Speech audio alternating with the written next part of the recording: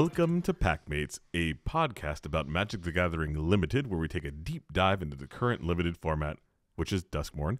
The Packmates are a group of friends who enjoy going to the card shops, winning some F&Ms, winning some pre-releases, just winning in general. No, I'm just kidding. No, we just enjoy playing the game. Doing some Khaled. Another one. So then we take a deep dive, check it out. You know, we really do a lot of card evaluations and things like that, and we just like talking about the format. And we actually have a very nice active Discord, so check us out there on our Discord and post your trophy decks. It's getting littered with a lot of trophy decks right now because we're putting up numbers. Yeah. I'm Andrew, the resident mid-range expert. I'm Ryan, the resident aggro expert. And we're the Packmates. Got him. Got him. Yes, indeed. Yeah, man, you really got him last time in the last video with you and Joel. Yeah, that was a good draft. I'd highly recommend. High level mythic play too, right? Yeah, he was ranked 69 mythic when we started, and ended up a higher rank than that. Yeah. But you have to watch the video to find out. Yeah, check it out. Maybe if I do some magic editing, I'll just put up a little link up at the corner about right now. There you go. Okay, check that video out. And now, so it's pre-release. It's been released on Arena on Magic Online today as well. This is the first Friday it's been legal, so we're having our first maiden voyage of draft this week. In person. Yeah, in person. Pre-release, we did pretty well as a group, I think, for the most part. We 2-3'd it, me and you. Yeah, we second, did. Third. Yeah, the second, third. It was pretty good. Yep. Yeah, and then our drafting crew actually put up a lot of top 8 performances as well. Out of, I think we had 41, 42 people there. 40-some, yeah. 40-something people there, it was a pretty good night of Magic. Yep.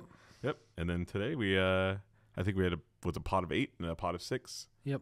That was pretty good. Yeah. 7. Right? 7? It was, oh, yeah, we did. Yeah, someone somebody walked into our pod and was like, Can I join? Yeah. So we got our first taste of it, Ryan. I like it. In paper. You like it? You likes it? I like it. It's so much better than Bloomburrow. Oh. You can just already tell. You could just tell? You can just tell. Like, what's your telltale signs of that? Aggro's good. And as an aggro expert, it's actually aggro. It's not like legit. Bloomburrow quotes aggro. It's actually aggro. So we're talking 1 drop, 2 drop, 3 drop dead. Yeah, we're talking real clocks. We're talking serious decks that don't want to be aggro, have to have a plan to deal with aggro. Man. So you're willing to play just creatures with just good stats, no real name ability. 2/2s for 2. Sign me up. Drafting them a high. Damn. Nice. 2/2s for 2. Sign me up. The 3 drops are somewhat mediocre in my opinion compared to the 2 drops. I think they are too. I think you're definitely right. In the uncommons and things like that. But I think your bread and butter commons are they're not quite to the power level as just a small little 1 drop. Just get in there, and just the amount of tricks, pumps, removal, really low to the curve aggro deck. Yep. Yeah. And with that early data, we're kind of seeing Azorius being really good right now. Yeah. Because it can it can fight those aggro decks, right? Because it has a bunch of X3s, it makes a bunch of tokens, and they can pop off and gain value later. I think we were looking a little before the podcast. We actually looked at some trophy decks that were there, and they really did have this really kind of just standard curve, but they did have a little bit more in the 1 drop slot and 2 drop slot to combat the early aggression, and then they had some really kind of late game of the uncommons, and of course they had some prayers or whatever to kind of cinch it up. But for the most part, it was always oh, what's that random creature just doing there? Right. And it's just no, it's to stem the bleeding when you're fighting against those Boros decks, which is one of the more aggressive decks in the format, which is also one of the highest win percentages right now, right? Yep. People just aren't really ready for the power creep of these aggro cards. 3/2s for 2 with haste is just absurd. So you've got the Azorius coming in as a recording of this podcast. It had the highest win percentage at 59, 58%. And then we had the Boros deck after that. And then it was there were two decks there that were kind of interesting. We had the Gruul deck, which the uncommons are by far some of the best uncommons I've seen in a long. That 3/2 haste guy is just man, that guy's really strong. But there has been a deck archetype that has been so bad for so long. I think they're finally getting their moment in the sun now. Yeah, Semic is good. It's official. Is it official? It's official. Did somebody put up numbers today? I did. You put up some numbers. I did win a draft with it, and none of the games were close. I was never on the play, in fact. Man. Yeah. It actually won my pod as well. Yeah. Like the person who was piloting it actually went 3-0 in our pod. You went basically 3-0 essentially. Is it time? Yeah, I mean, it's good, and enough people have been burned by Simic for so long Yeah. that they just have no interest in drafting it. Like, they have an aversion to Simic, right? Yeah. And it's really very simple. They're key uncommons, and you draft cards that say Manifest Dread. And the cheaper they are, that Manifest Dread, the better they are, right? But, there's so many payoffs for Manifesting Dread, and often, if not always, those payoffs manifest Dread themselves. And it's just, you just do ridiculous things. I saw just so many synergy pieces with that, with the Manifest Dread. And it was basically you were building like this crazy engine of just like, okay, well, this triggers this to trigger that. Yeah. I'm going to go search for a land with this incredible enchantment. It's what's an uncommon? Yep. Yeah. 4 mana, Manifest Dreads. Whenever you Manifest Dread, search your library for a land and put it into the battlefield tapped. Into the battlefield tapped? Yes. Like, there was a game that I almost milled myself because every time I Manifest Dread, I was like drawing a card and, well, I wasn't drawing a card. I was keeping the card from the graveyard and getting a land. And at the end of the game, I had like 5 cards in my library. When you're Manifest Dreading, how many times have you actually flipped the creature? Like 3. Yeah. I was really surprised how many times I really don't flip it. And I'm just like, I'm ready to trade with you right away. Yeah. I'm ready to do other things, or I'm just going to keep it face down because it's probably land. Yeah. I mean, and even when it is a creature, Yeah. like the only reason you're really interested in flipping it is for 2 things. One, it survives combat. Yeah. That's 1. 2, it's lethal. And like, other than that, you don't care. I guess 3, like I did flip like the 1/3 that whenever I Manifest Dread, I get to draw an extra card. Yeah. Like, it's a huge engine piece, right? But I didn't flip the 2/3 that like lets me loot every turn, and if I manifest it, I don't have to discard. And it's like, I just didn't need to. Like, I'd rather just keep adding to the board, keep adding to the board, keep adding to the board. You have to deal with all of it, and it's insane.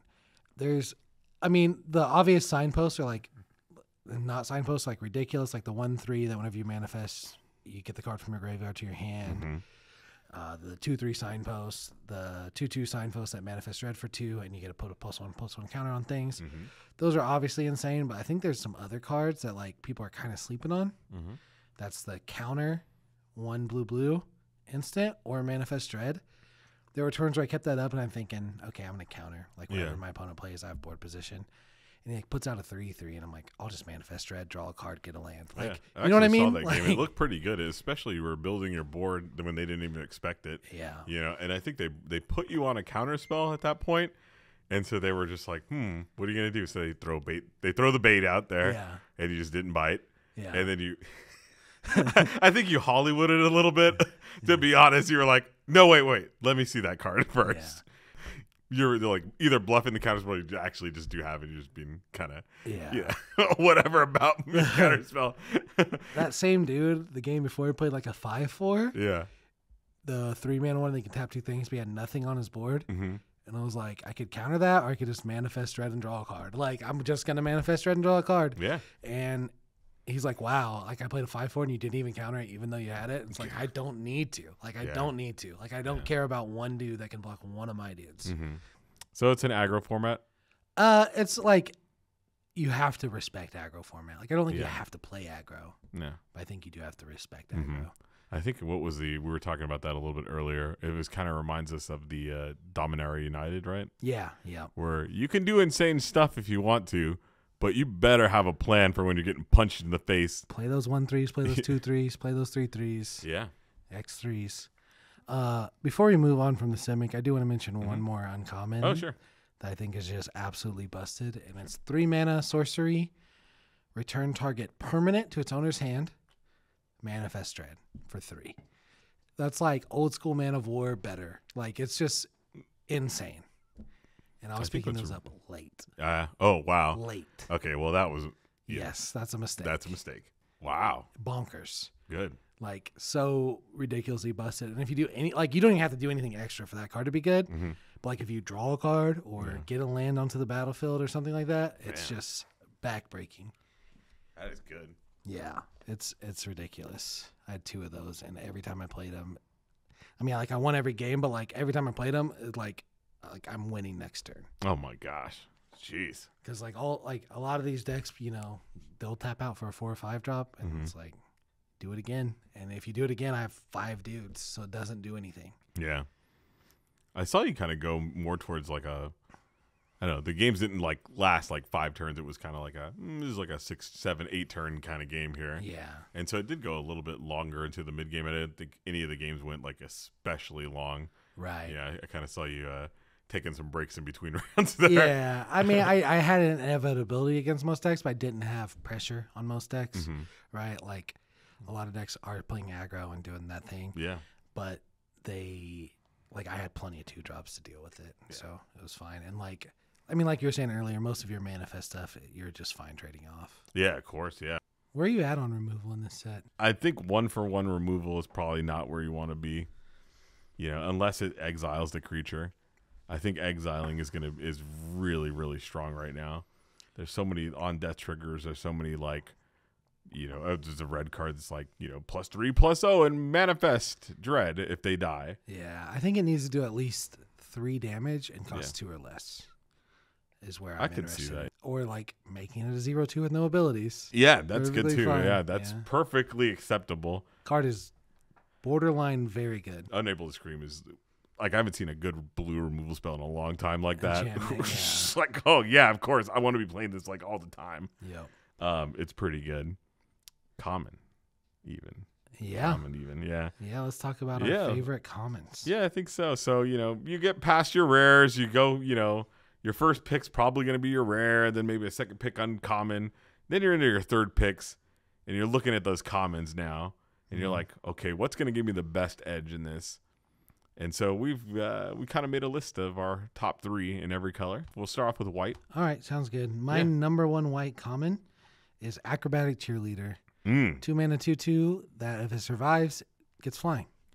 I think 2/2s are premium in this format. Like, they're even scarcer. Like, good 2-drops are scarcer than good removal, in my opinion. Yeah.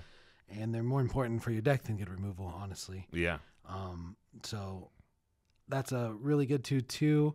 I could see maybe the 2/2 Vigilance, that Surveils one, take over its spot as the favorite if the format, you know, evolves into like a later game type thing. But right now I'm really high on the Acrobatic Cheerleader. There's not a ton of reach, not a ton of ways to deal with it. Play it on 2 and it gets the counter. You're on the play. Like, it's pretty good. All right. What do you got for your favorite? For my favorite, man, I think it's Trapped in Screen. Yeah. I really kind of like those banishing light effects and things like that, and I think this one's pretty good.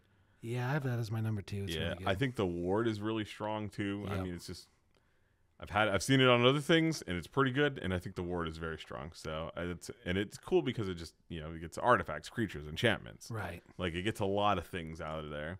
Yep. And so yeah, I'm into that one. I think that's my number 1. Yep. It's really versatile, and I think that's kind of the exception to the rule of needing to deal 3 or cost 2 or less. Yeah. Because it is an enchantment. It does do other things, and it can deal with anything, including like not creatures. Yeah. Right.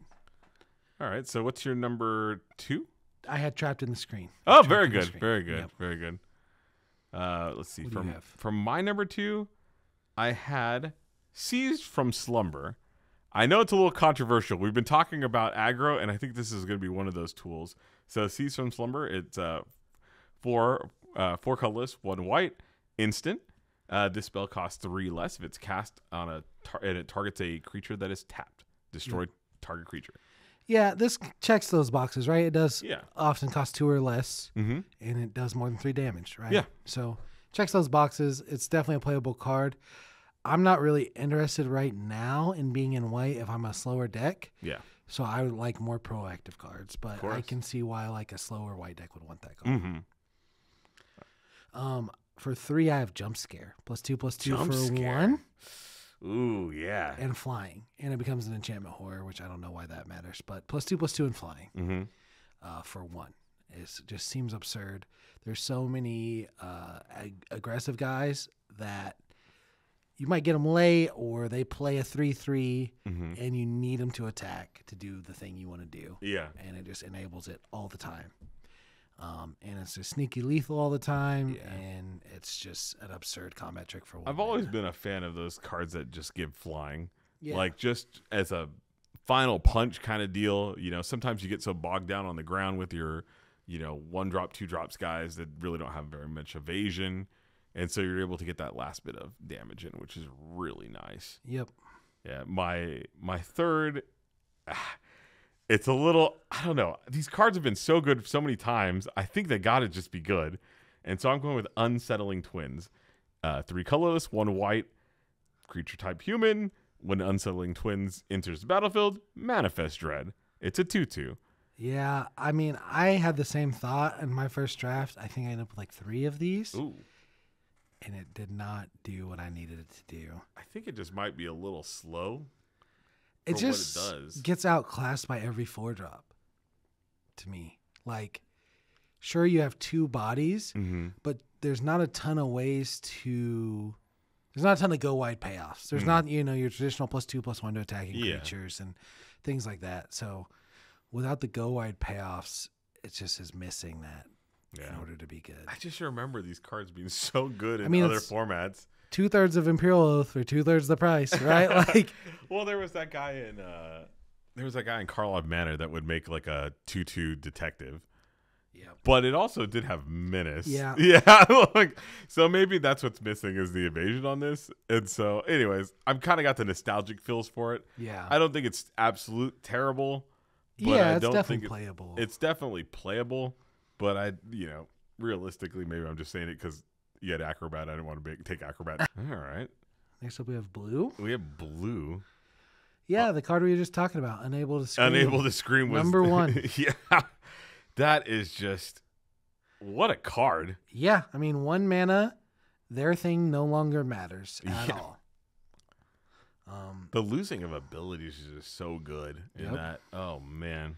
Yeah, I mean, it's just so efficient. Now, is it relevant? The last bit of text on it, it can't be turned face up? It's just more upside, right? Yeah. Like, they can't trick you and turn their thing up. I mean, and get more value. Yeah. I don't think you're hardly ever putting this on a manifest creature, though. You're making them pay their mana to turn it up to beat you, right? Yeah, like, exactly, yeah. Unless you specifically see them manifest, like throw a creature in the yard when they manifest, then maybe you're thinking about it. But yeah, this was definitely my number 1 as well. I mean, that is just, it's so strong. Yeah. And we hardly have seen a card like this just really make an impact like this one's going to make, and I feel like it really will. Yep. Number 2, I had Twist Reality. That's 1 blue for a counter target spell instant. Oh. Or Manifest Dread. That card just seemed to be nuts. Often the downside with counter spells is if they don't do anything worth countering, you don't get to do anything. Yeah, exactly. But in this one you do, and that makes it good. Yeah. And my number 2 spot, I actually have Tunnel Surveyor. I do like that. And it's a 2/2, and it makes a 1/1 glimmer. Yep. For 3. And I think it's just that might be enough, just the little separate bodies on those 2. Yeah. There's a lot of anti-glimmer synergy apparently in some There's not a lot. There's not a lot, but there's some weird glimmers have downside. Yeah. But it's kind of nice to have another enchantment kind of on the board, which is nice. But I just like it spaced across 2 bodies instead of like just a solid 3/3. Yeah, I mean, traditionally these 3 mana blue things that make something else have always been good. Yeah. This one makes a relevant creature that's also an enchantment, and the best deck is Azorius, and this is like the 3-drop I would assume that you want over any other 3-drop in that deck. Yeah. So yeah, I wouldn't be surprised if this ended up being the actual best common. Mm-hmm. Just if Azorius, especially if Azorius stays on top. Yeah. My third one is Piranha Fly, and no one can convince me that's not an amazing card. But it enters tapped. 1 in a blue, 2/1 flyer, enters tapped. I'm never blocking with my 2/1 flyer. I don't care if it enters tapped. Why would I block when I can swing? I like it. I just like it. No comment. Sue me. Time will tell. Time will tell. You know, I had my Unsettling Twins. You have Piranha Fly. It's fine. In my third spot, I have Glimmer Burst. Glimmer Burst. Yeah. Instant. 3 colorless, 1 blue. Draw 2 cards. Already decent pedigree on that. And you get to create a 1/1 Glimmer. Yeah, I think a lot of decks, where that Glimmer enchantment entering matters a lot, will be high on that card. Yeah, I think the draw 2 is pretty good too. I mean, it's like it's nice. It's nice that it's instant as well. Yeah, Like being able to do that stuff on end of turn or just like a random block and draw 2 is probably good. Yep. Mm-hmm. Seems decent for sure. All right. Well, now we're rolling to black. I think I want to do an honorable mention for blue. Oh, please. The 2-mana Defender 3/3 that when you play an enchantment. That's going to be a sick 2-drop for those blue decks that don't want to be aggro. It's like the perfect 2-drop. It's very high priority when you don't want to be swingy. Black commons. Yeah. Fear of Lost Teeth. My favorite black common. That's the 1-mana 1/1 enchantment creature. When it dies, 1 to any target, and you gain 1 life. I like the any target. That's kind of nice. You can just ping off a random 2/1 or something like that. Trades with nearly every 2-drop, yeah. Yeah. It looks like a lot of the black decks want to go late. And it goes in every black deck as far as I'm concerned. Yeah, I had Resurrected Cultist as one of my number 1 ones, and it's not even that good. Yeah, I like it a lot. I think it's cool. I thought it's a really neat card. It's like a 4/1 for 3. Yep. And it's just like it's gonna trade. I mean, it's obviously gonna die when it gets there. Someone's gonna block that thing, right? And then you just delirium it back. Yep. And I think it's kind of nice so you can maybe get another creature out of it. Yep. It can at least hold their big stuff back for a little bit, right? Yeah, exactly. Yeah, I had that as well. Oh, good. I had that as my third card. Mm-hmm. My second card, I had Final Vengeance. I'm a little bit biased because I did have a good, like I said, Rakdos Sacrifice deck. Yeah. And this card is just bonkers in there. And you just get unlimited of them for free. Like, people just have no interest in it unless they're in Sacrifice. Yeah. But I think that will change. Yeah. Final Vengeance made my list as well. I thought it was pretty good when I played it today. I mean, I was in a devoted like room deck, and so I was just like, "Ooh, this is cool! Like a 1-mana remove spell, get rid of one of my rooms that I've just like used up." Yeah, and I thought it was pretty good, and I like the exiling portion of it. I thought that was one of its more. And it costs 1. Yeah, it just costs 1, so it's very nice. I wish it was instant, but it's what it is. Instant speed, that would definitely be the one. Oh man, yeah. But the other thing about it is like all the actually good rooms, in my opinion, do their thing right when you play them, right? Yeah. Like the bad rooms are the ones where you're like, oh, I do this and then I do this 5 turns later. And it's like, you don't really care about the 5 turns later thing, but if you get it, it's like a bonus. But the good rooms are like 3 mana, deal 4 damage. And then like after you do that, kill something else for 1. Dope. Sign me up. Nice. So what's your third? It was the Cultist. Oh, the Cultist. Oh, okay. What's yours? Mine is Murder. Gross. I know. I mean, I get a lot of flack for this because I'm like, I've always been like just removal heavy decks, and I love them. It may not be its time again. I mean, there was a time where I think Murder was good like maybe 1 or 2 sets ago. 2010. M 2010. Oh, okay. I remember M10. M10 was good. Yeah. M10 was good. Yeah, I don't know. Maybe I just remember it being good as far as it's like I took out a bomb with it one time and it was good. Yeah, but, I mean it does the job, right? Yeah, but already I guess I'm not making a good case for it because already on my list I put 2 creatures that make another creature when they come into play. Yeah, which like effectively makes that card extra bad. Yeah, I mean, you don't take Murder to kill their 3-drop, right? Like, I mean, you ideally are not doing that. Yeah, but I guess maybe the format's so fast, like, it's just sometimes you have to. Yeah, it's just blanked. I think I've made the realization today that I do not prioritize Murder enough to get to use it in this format. Like, I just don't get to use Murder because I'm not going to take it over a lot of cards. Red, number 1, Scorching Dragonfire. Oh, man, yeah. Easy. My number 1 as well. Yeah. 3 damage is a sweet spot. It kills like almost every relevant 2 and 3 drop. Yeah. And it exiles them. So they don't get their death triggers. Yeah. They don't get their delirium stuff. Yeah. It's just really good, and that's where you want to be. Yeah. I think you brought up a good point right now that they don't get the delirium stuff too. Yeah. And that's where exile really shines in this set. Yep. Yep, because they're playing a bunch of artifact and enchantment creatures, and they want them to die half the time. All right, what was your number 2? We had the same number 1. Clockwork Percussionist. 1 mana, 1/1 haste. When it dies, exile the top card of your library. You may play it until the end of your next turn? Mm-hmm. What? It's just draw a card. Oh, yeah. 1/1 when it dies, draw a card. It's insane. Yeah. Artifact creature, by the way. Yeah. 2 half of delirium right there. Yeah.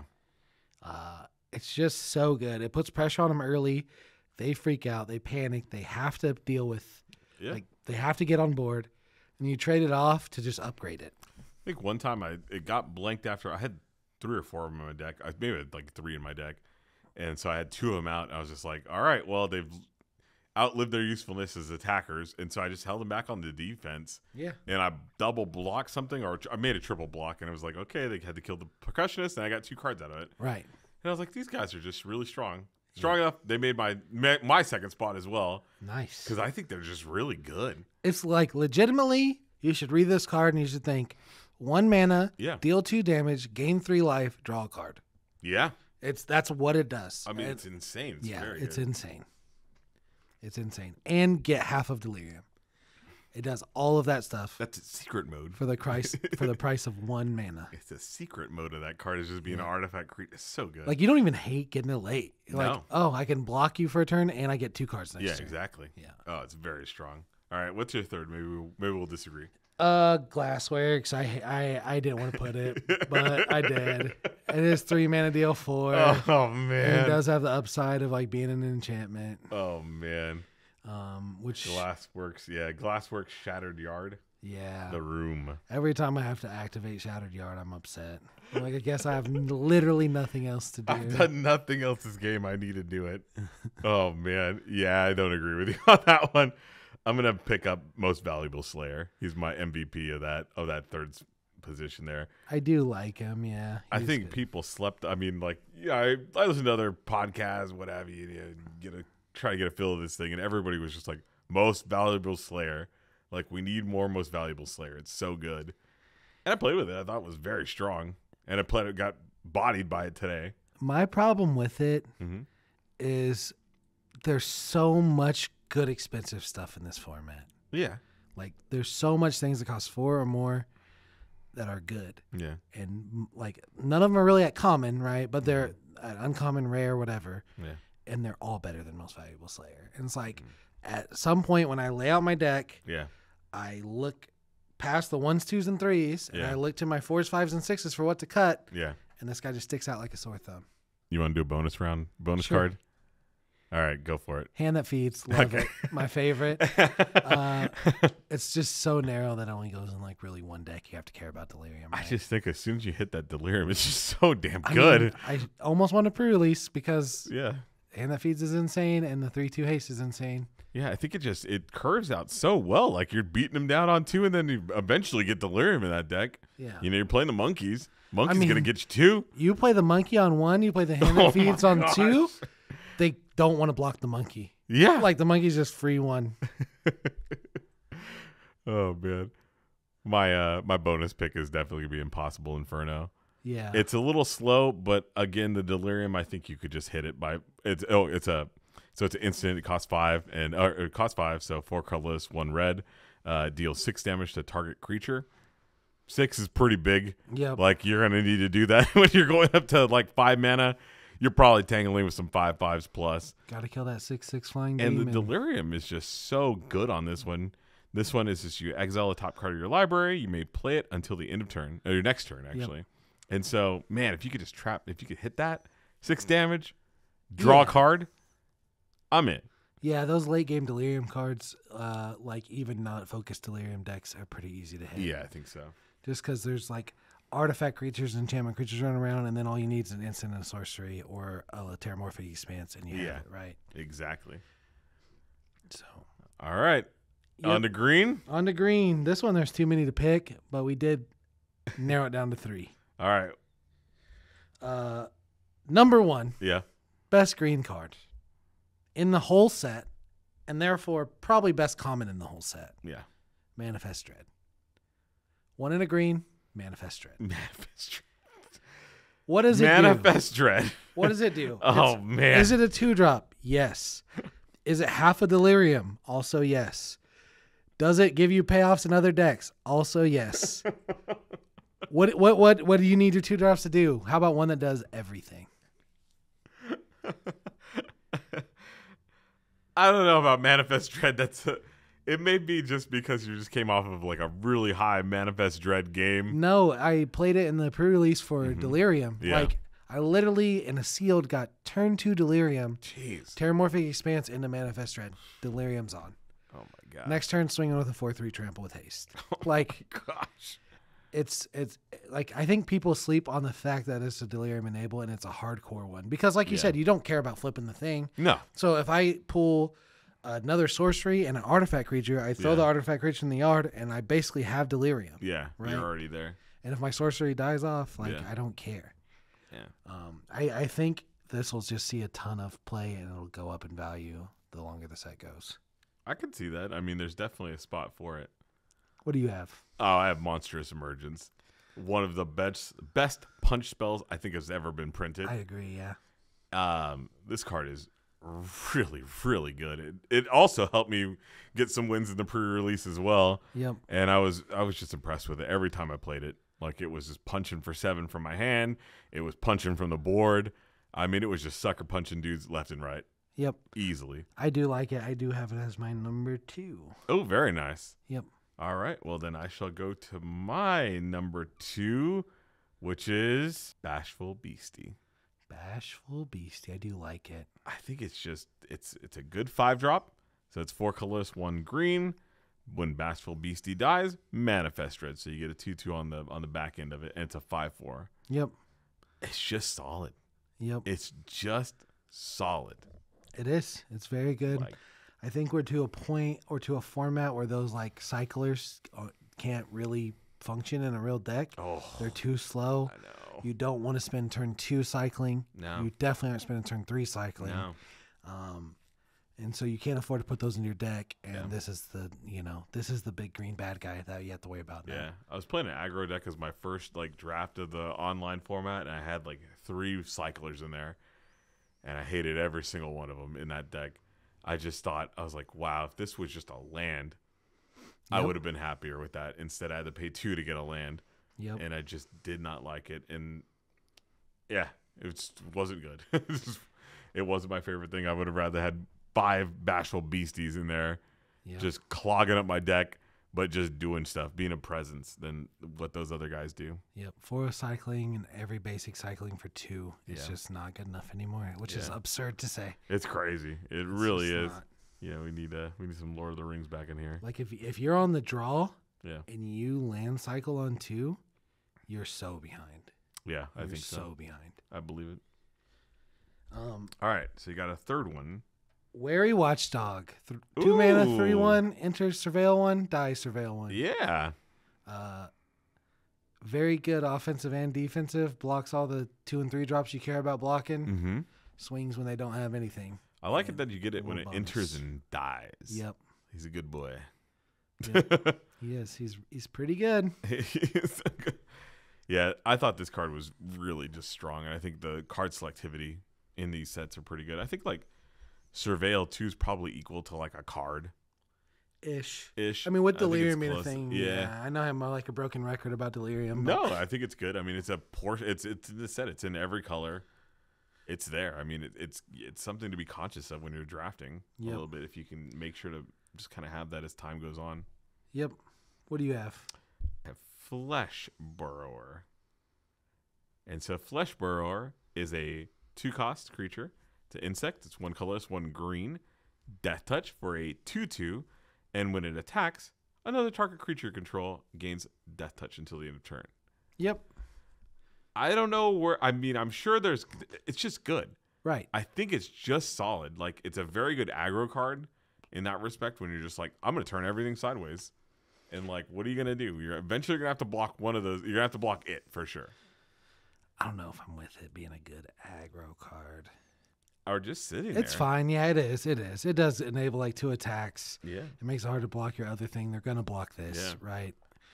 You put it on a survival thing. Can you imagine Now if you just have a trample guy? Like, just some trample Yeah, BS and just be it's like, really good with trample. it's, I did say that before the pod.